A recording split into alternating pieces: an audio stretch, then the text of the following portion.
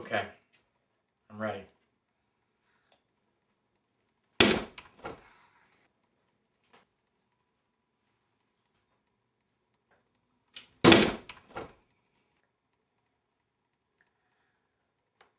Maybe I need a tissue. Maybe I need a new tissue. I'm a little sick. A little sick.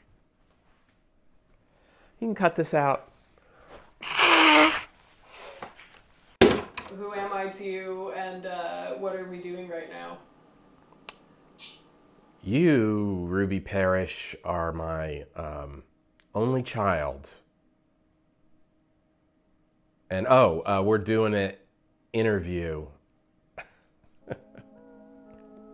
We both like to have fun, so I think that's sort of a big part of it. I'm not an overbearing parent, and I don't think I ever was particularly overbearing.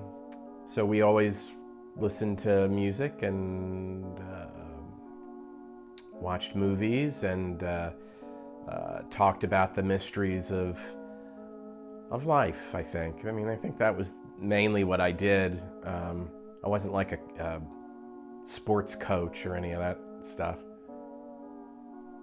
So we're both filmmakers. How and why do you think that happened? Well, it happened for me just because I really love movies a lot and thought, oh, well, that'll be interesting to see if I could make some of that movie magic happen. Storytelling is fun. Why you went that way, we just watched a lot of movies and we loved them. So I think, once you love them and you have good taste, then it occurs, well, maybe I should give it a throw. So it's probably the same process, I suspect. Well, I like creatives, and so I'm glad you're a creative. I don't know that it matters to me what kind. If you didn't have any creativity in your life, I'd find that a little, sad. What kind of films do you make? I make sort of oddball stories with a little pathos, a little comedy, some existential dread mixed in there. And I've done it with live action and found footage over the years. What kind of films do you think I make? I think they've got sort of a biographical element, and they're visually experimental. They're not conventional, so they're personal, experimental, weird. How do you think that I've influenced your work?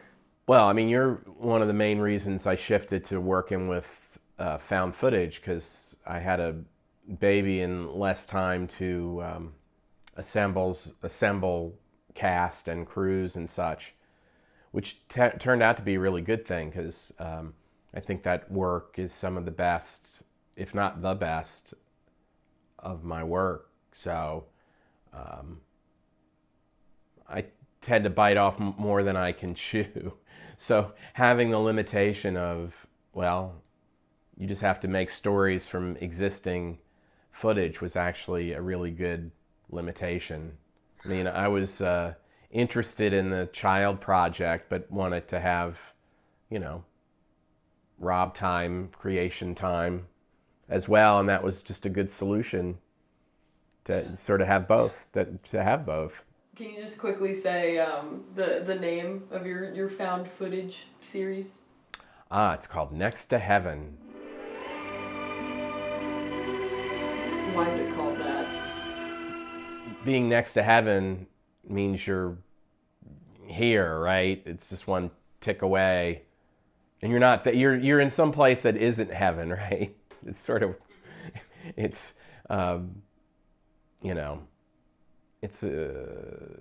it's Twilight Zone. I remember our childhood escapades being like mischievous. There was always like a little sprinkle of that. Yep. Why do you think that was? Was that intentional?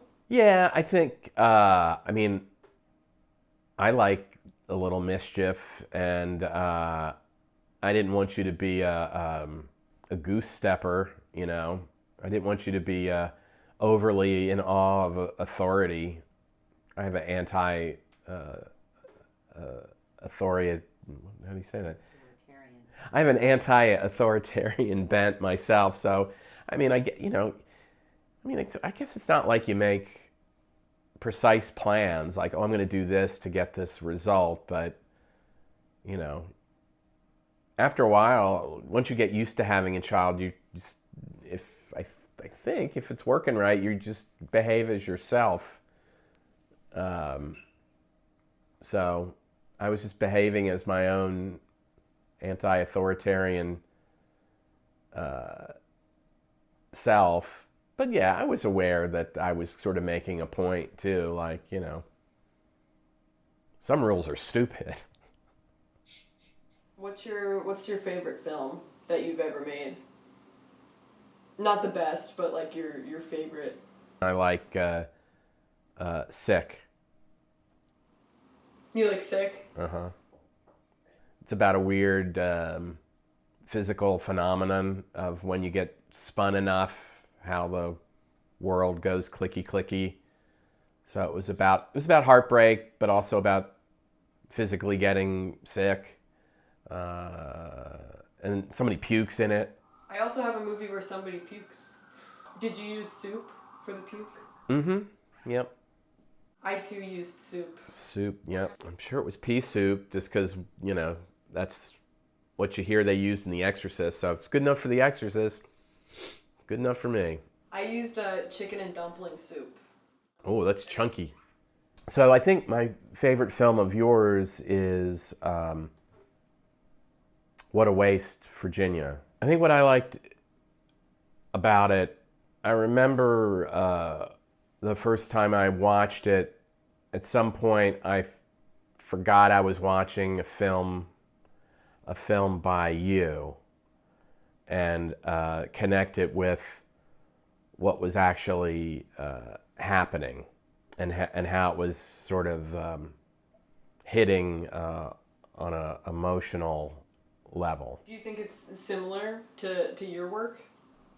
I think it's probably, in certain respects, more advanced. I think I'm still a little tethered to more traditional story. I mean, that was a sort of a tone, mood piece, and I tend to want, you know, a little more grounding.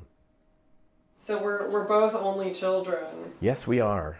I mean, I'm grateful and regretful about being an only child. I mean, I'm grateful because I learned how to entertain myself, and I got the advantages of a lot of attention, which was good. But, you know, then I never got to practice with brothers and sisters on how to interact with other people, and maybe resulted in me being more socially awkward and inept than I might have otherwise been. So, you know, it's a mixed bag.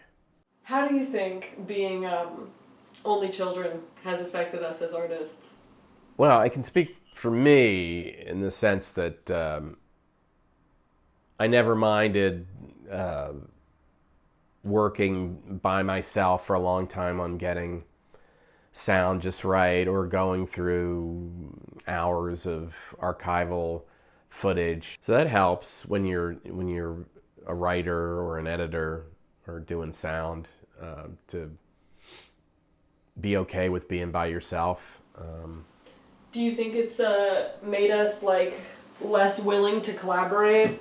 Cause I think it's kind of made me into like a control freak and like a shitty collaborator.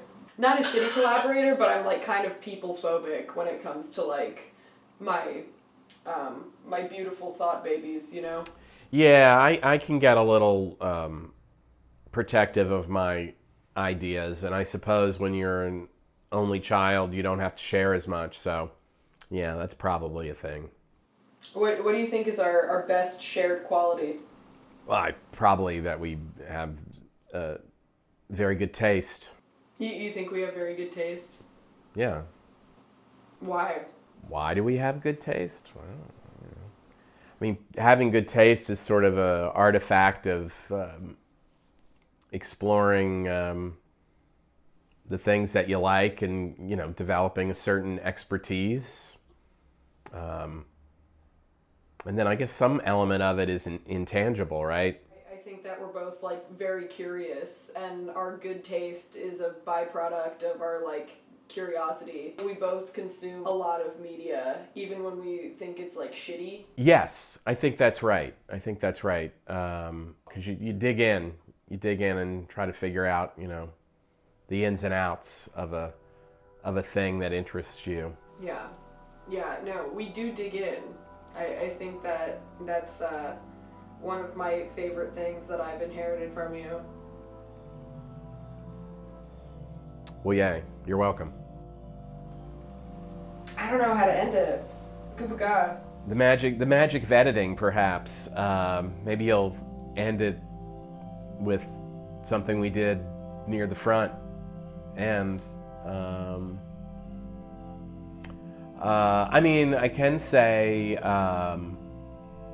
this project has been lovely for me. It was kind of a forced march through my life, right? If you look at the things that you made over 30 years, you get a look at your life, and I liked what I saw. There was a lot of fun stuff in there, so thanks for that. 1, 2, 3. Now is the time to do what you think that you ought to do now.